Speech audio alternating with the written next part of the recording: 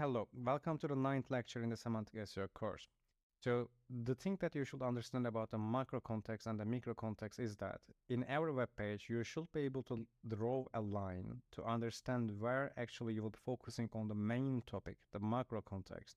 And when you will actually start to talk about slightly indifferent things.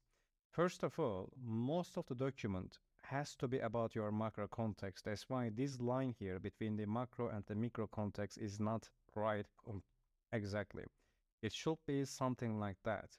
In a document, you can actually find three different types of content. One is main content, supplementary content, and as. So here we won't talk about the as that much. We will mainly talk about the main content and the supplementary content.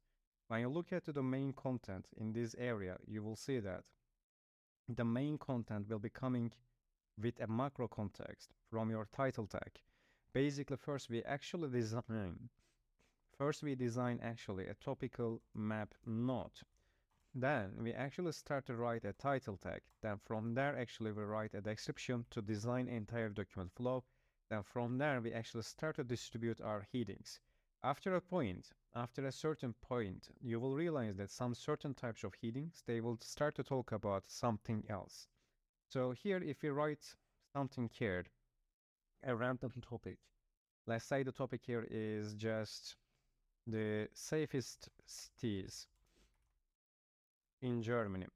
So if this is your macro context in this area, and since we have a plural noun here, this will be a ranked entity list, which means that we will create a listicle in the as headings, and we will be giving all the safest cities, and there will be different types of tables, comparisons for every subsection. When it comes to the supplementary part, we can't directly talk about this section anymore, but we can directly or slightly talk about something else, and that something else will need to be coming actually from our topical map, which will be coming from our source context. So the supplementary content might actually talk about most crowdest cities in Germany, let's say. Over here we can talk about, let's say, and also not just the most crowded, dense maybe, or highest traffic, or highest, let's say, crime rate, or something else.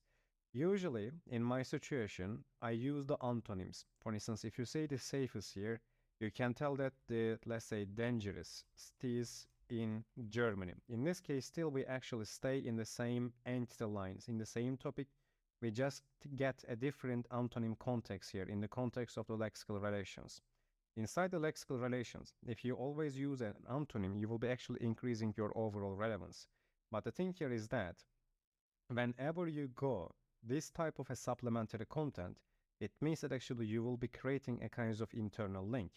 Once you create your internal link, in this part you will be telling that, let's say, the dangerous cities in Germany. And this will be your macro context in this document, and you will need to draw a line from here, and here it will be your supplementary content. And in this part, you can talk about the safest cities in Germany. And in this part, you will create another internal link with a proper anchor text to this area. So, two documents here we have, and the macro context here is safest cities in Germany, and here we have the macro context of the most dangerous cities in Germany. Then, in the supplementary content, which reflects our micro context, we actually talk about slightly different but still relevant thing. In this part, you should understand one more thing, which is index construction. If you don't see that, let's say, if there is no search demand on enough level, or candidate documents with enough level of authority, do not create a new web page most of the time.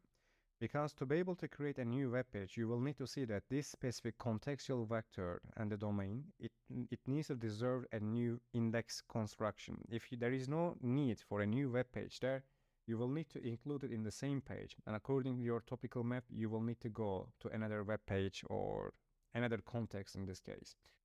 But at the same time, in the future lectures, we will talk about the search demand, index construction, and opening new page sections a little bit better, and we will see them. For this lecture, you should understand this specific part from a topical map node. We process the context, add a little bit context, we create our title tag, we write the exception, then we go to the contextual vector in the formal seedings. Then we draw a line as main content, supplementary content, and we create our internal links. So in our actually all of these topical map, all of them actually have at least, of course, one macro context, one main section, and the micro context inside the supplementary content. It is always diverse and it is always changing. So in the next lecture, we will talk about image URLs, image alt tags, then the publication frequency, and from there we will talk about labels, rules, and we will look at the content briefs. Thank you.